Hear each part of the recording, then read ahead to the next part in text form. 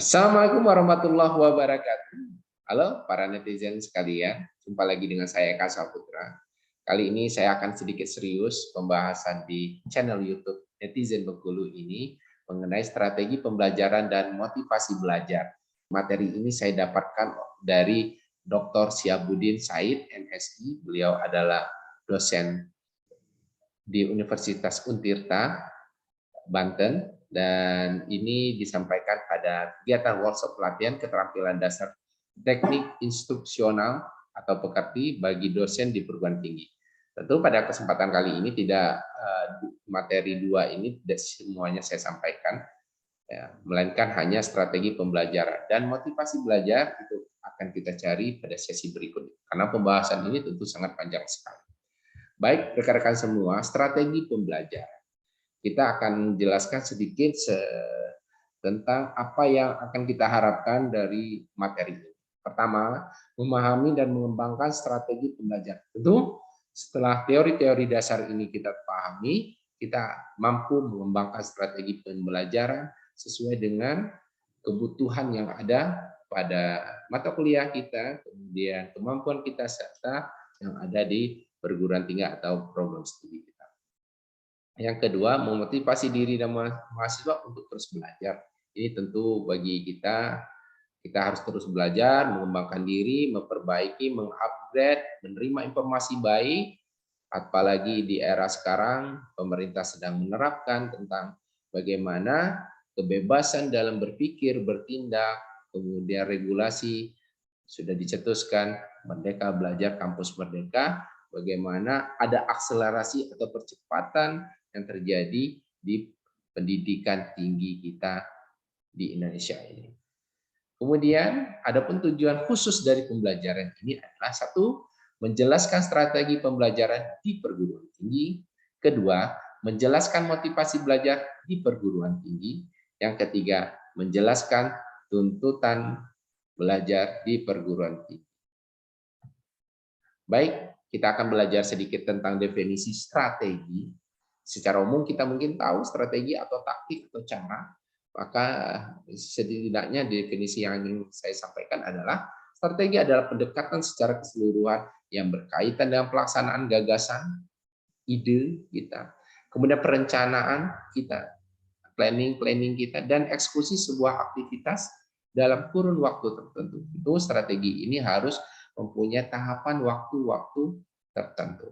Kemudian pembelajaran adalah proses interaksi antar mahasiswa dengan dosen, antar peserta didik atau mahasiswa tadi dengan pendidik yang lainnya, dengan sumber belajar pada lingkungan belajar. Pasal 1 ayat 12 Undang-Undang Nomor 12 Tahun 2012. Baik, selanjutnya definisi dosen. Dosen apakah sama dengan guru? Secara teknis kegiatan, dosen dan guru itu sama. Tetapi pada tugas dan fungsinya sedikit berbeda, ada penambahan sesuai dengan pasal 1 ayat 14 Undang-Undang Nomor 12 Tahun 2012 yang berbunyi, dosen adalah pendidik profesional dengan ilmuwan dan ilmuwan. Pendidik profesional dan ilmuwan dengan tugas utama mentransformasikan, mengembangkan, dan menyebarluaskan ilmu pengetahuan dan teknologi. Sampai di sana dosen sama dengan guru. Akan tetapi melalui pendidikan, penelitian, dosen sebenarnya lebih fokus ke sana, kemudian pengabdian kepada masyarakat. Nah, ini yang menjadi perbedaan karena di perguruan tinggi itu ada namanya Tridharma. Kalau kita khusus untuk Muhammadiyah, kebetulan saya bekerja di Universitas Muhammadiyah Bengkulu di Fakultas Teknik Informatika program studinya, itu ada satu penambahan dharmanya menjadi catur dharma. Apa itu dharma yang keempat? Adalah Islam Muhammadiyah. Bagaimana dosen-dosen yang bekerja atau mengabdi di Muhammadiyah, dia harus mengembangkan ilmu keislaman dan kemuhammadiyahan, sehingganya dosen di perguruan tinggi Muhammadiyah yang menambahkan satu tugas penting pokoknya yaitu catur dharma. Tiga sebelumnya yaitu pendidikan, penelitian, dan pengabdian kepada masyarakat. Baik, kualifikasi dosen saat ini juga sudah bertambah. Dahulunya hanya minimal S1, sekarang dosen dia harus minimal S2. Bahkan didorong saat ini untuk dia meloncat ke S3 agar nantinya penelitiannya itu bisa terarah.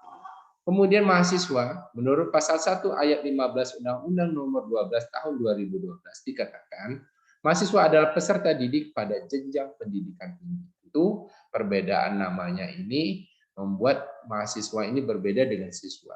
Dia sudah berada di perguruan tinggi, pendidikan tinggi yang mana sudah dianggap dewasa untuk dia menelaah, dan kemudian biasanya sudah dia lolos di perguruan tinggi, dia akan memasuki dunia kerja. Pembelajaran adalah suatu proses atau kegiatan yang sistematis yang bersifat interaktif dan komunikatif antara dosen atau peserta didik dengan mahasiswa di kelas. Dihadiri secara fisik oleh dosen atau pendidik atau tidak untuk menguasai kompetensi yang telah ditentukan sebelumnya. Ini pendapat dari Zainal Arifin 2009 di poin ke-10. Baik, pembelajaran adalah suatu kegiatan dosen atau pendidik secara terprogram dengan desain instruksional untuk membuat mahasiswa atau peserta didik belajar secara aktif, ya, menekankan pada penyediaan sumber belajar. Dimyati dan Mujiono 2009. Kemudian ada pula definisi lainnya tentang pembelajaran, yaitu suatu sistem instruksional yang terdiri atas beberapa komponen yang meliputi tujuan, bahan ajar, mahasiswa atau peserta didik, dosen atau pendidik, metode, media, dan evaluasi yang dapat meningkatkan kemampuan kognitif, afektif, dan psikomotorik agar mahasiswa atau peserta didik menjadi lebih baik dalam komunikasi dan interaksi kepada dosen atau pendidik. Ini adalah pendapat beberapa tokoh atau peneliti mengenai pembelajaran. Ada juga pendapat dari Dick dan Carey 2012. Beliau mengatakan strategi pembelajaran adalah komponen umum dari suatu rangkaian materi dan prosedur pembelajaran yang akan digunakan secara bersama-sama oleh dosen atau pendidik dan mahasiswa atau peserta didik selama proses pembelajaran berlangsung. Adapun pendapat lain tentang strategi pembelajaran adalah urutan atau pola perilaku dosen atau pendidik untuk dapat mengakomodasi semua variabel pembelajaran secara sadar dan sistematis. Ini dari pendapat Hilda. Strategi pembelajaran merupakan suatu gabungan dari beberapa rangkaian kegiatan cara mengorganisasikan materi pembelajaran mahasiswa atau peserta didik, bahan, peralatan, dan waktu yang digunakan untuk proses pembelajaran dalam mencapai tujuan kegiatan pembelajaran yang telah ditentukan. Ini adalah pendapatnya dari Suparman. Ada lagi pendapat yang lain tentang strategi pembelajaran, bagaimana kita akan dari beberapa pendapat ini kita bisa menyimpulkan strategi pembelajaran itu sebenarnya seperti apa. Strategi pembelajaran adalah pendekatan secara menyeluruh dalam suatu sistem belajar yang merupakan pedoman umum dan kerangka kegiatan untuk mencapai tujuan umum pembelajaran yang melukiskan prosedur yang sistematis dalam membantu usaha belajar mahasiswa atau peserta didik, mengorganisasikan pengalaman belajar, mengatur dan merencanakan bahan ajar untuk mencapai tujuan pembelajaran tertentu. Ini merupakan dari pendapat Etin Solihatin 2012. Selanjutnya ada pendapat dari Dan Mayah 2010. Dia mengatakan strategi pembelajaran merupakan pengorganisasian isi pembelajaran, penyampaian pelajaran, dan pengelolaan kegiatan pembelajaran dengan menggunakan berbagai sumber belajar yang digunakan oleh dosen atau pendidik guna menunjang terciptanya proses pembelajaran yang efektif dan efisien. Maka dari beberapa pendapat itu setidaknya kita bisa simpulkan strategi pembelajaran merupakan suatu prosedur pembelajaran dalam membantu usaha belajar mahasiswa atau peserta didik, mengorganisasikan pengalaman belajar, mengatur dan merencanakan bahan ajar, agar tercipta proses pembelajaran yang lebih efektif efektif dan efisien untuk mencapai tujuan pembelajaran. Maka dari itu, strategi pembelajaran ini penting kiranya kita pahami sebagai dosen ketika mengungkapkan diri kita sebagai dosen. Kita harus melakukan tahapan-tahapan bagaimana strategi pembelajaran ini kita lakukan ingin mencapai tujuan efektivitas dan efisiensi dalam proses pembelajaran yang sudah kita tentukan tujuan-tujuannya. Maka dari itu, pentingnya strategi pembelajaran secara luas mengenai terkait dengan pendidikan kita, yakni pendidikan merupakan sektor yang sangat menentukan kualitas suatu bangsa. Ini benar, it's right. Ini adalah benar bagaimana pendidikan tolak ukur yang sangat menentukan generasi ke generasi pembangunan, kemudian kemajuan suatu bangsa. Kegagalan pendidikan berimplikasi pada kegagalan suatu bangsa. Tentu, kalau tadi pendidikan kita nobatkan sebagai penentu kemajuan, perkembangan suatu bangsa, maka pendidikan yang tidak dikelola dengan baik, kegagalan pendidikan, tidak keteraturan pendidikan kita ini berimplikasi lambat, tapi pasti akan membuat kegagalan suatu bangsa. Di mana SDM-nya tidak bisa mengembangkan diri kembali karena adanya kegagalan dari proses sistem pendidikan kita. Keberhasilan pendidikan juga secara otomatis membawa keberhasilan suatu bangsa, sebuah bangsa. Kita tahu bagaimana Singapura, sumber daya alamnya tidak ada, tapi dia punya sumber daya manusia yang pada dunia pendidikan hendaknya memperhatikan unsur pendidikan yang diantaranya peserta didik, pendidik, software atau perangkat lunaknya, manajerialnya, sarana dan prasarana. Sumber daya yang berkualitas dapat berupa dari mahasiswa, peserta didik, masyarakat, maupun dari pendidik itu sendiri atau dosen. Pentingnya strategi pembelajaran. 1. Memberikan rumusan acuan kegiatan pembelajaran.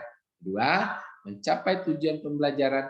3. Menarik minat belajar peserta didik. Yang keempat, memotivasi, mendorong, menggerakkan, dan mengarahkan peserta didik. Ini adalah pentingnya bagaimana strategi pembelajaran ini. Yang kedua, mencapai tujuan pembelajaran itu harus mencapai tujuan pembelajaran kita ini bagaimana yang setelah dirumuskan oleh pemerintah melalui Undang-Undang Sistem Pendidikan Nasional. Yang ketiga, menarik minat belajar peserta didik. Tentu kita sebagai dosen jangan sampai materi-materi kita yang sampaikan itu menjemukan, membuat bosan, kemudian membuat malas, tidak semangat. Maka dari itu strategi pembelajaran penting dan perlu kita cermati untuk kita pelajari. Yang keempat, memotivasi, mendorong, menggerakkan, membimbing, dan mengarahkan peserta didik. Dia bukan saja sudah mendapatkan ilmu, akan tetapi sudah tergerak dia untuk melakukan sesuatu dengan apa yang sudah kita sampaikan. Macam-macam strategi pembelajaran. Nah, ini macam-macam strategi pembelajaran ini ada 5. Kita akan bahas satu-satu. 1. Strategi pembelajaran inquiry atau SPI. Inquiry ini adalah rangkaian kegiatan pembelajaran yang menekankan pada proses berpikir secara kritis dan analitis untuk mencari dan menemukan sendiri jawabannya dari suatu masalah yang ditanyakan. Proses berpikir ini dilakukan melalui tanya jawab antara dosen dan mahasiswa. Kedua, strategi pembelajaran expository (SPE). Strategi pembelajaran ini menekankan pada proses pemberian pengetahuan atau materi yang diberikan secara lisan atau verbal oleh dosen kepada mahasiswa di kelas yang ingin membantu mahasiswa agar menguasai materi pelajaran secara optimal dan efektif. Karena dalam sistem ini dosen menyajikan dalam bentuk yang telah disiapkan secara rapi, sistematik, dan lengkap, sehingga mahasiswa tinggal menyimak dan mencerna saja secara tertib dan teratur. Oke, ini mungkin banyak kita gunakan strategi pembelajaran ekspositori. Dosen sudah banyak melakukan tekankan memberikan ceramah di depan kelas tentang materi tertentu pada mata kuliah tersebut. Oke, yang ketiga strategi pembelajaran berbasis masalah. Strategi pembelajaran yang memadukan beberapa kegiatan pembelajaran yang menonjolkan pada proses pemecahan masalah ilmiah. SPBM ini didasarkan pada psikologi kognitif yang dapat dibebaskan dari asumsi bahwa belajar adalah proses mengubah perilaku melalui pengalaman. Benar, ini kita berikan sesuatu proses pemecahan masalah secara ilmiah kepada mahasiswa sehingga mengubah perilaku melalui pengalaman. Dia akan ketika dia berpikir, dia tercetuslah beberapa ide, gagasan, pendapat, kemudian sanggahan, kritikan terhadap apa yang sudah dosen sampaikan di depan kelas. Yang keempat, strategi pembelajaran kooperatif SPK. Metode pembelajaran jenis ini termasuk dalam rangkaian kegiatan pembelajaran yang dilakukan oleh mahasiswa dalam kelompok tertentu untuk mencapai rumusan tujuan pembelajaran. Strategi sistem pembelajaran kognitif merupakan menggunakan kelompok kecil atau tim yang terdiri dari 4 sampai 6 orang yang memiliki latar belakang yang berbeda secara akademis, ras, agama, atau gender. Atau model pembelajaran kelompok adalah rangkaian kegiatan belajar yang dilakukan oleh mahasiswa dalam kelompok-kelompok tertentu untuk mencapai tujuan pembelajaran yang telah dirumuskan. Dan selanjutnya, yang kedua, sistem penilaian dilakukan terhadap kelompok akan mempengaruhi penghargaan, memperoleh penghargaan atau reward jika kelompok tersebut menunjukkan prestasi yang disarankan. Kita tentu biasa juga membuat metode pembelajaran kooperatif ini, dikumpulkan berbeda-beda latar belakang dan sebagainya, kemudian mereka diminta untuk memecahkan suatu permasalahan tertentu. Oke, yang kelima, strategi pembelajaran meningkatkan keterampilan berpikir SPPKB. Strategi ini diterapkan untuk mengutamakan kemampuan berpikir mahasiswa. Materi yang disajikan dapat berupa membimbing mahasiswa melalui proses menetapkan konsep sendiri yang harus dikuasai oleh mahasiswa dengan cara terus-menerus melalui proses dialog dan menggunakan pengalaman mahasiswa.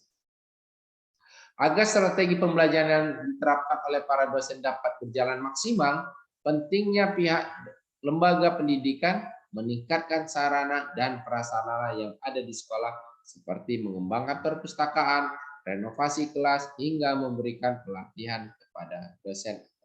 Mungkin itu materi yang bisa saya share kepada teman-teman semua. Terkhusus untuk strategi pembelajaran, tadi sudah dibahas macam-macam strategi pembelajaran.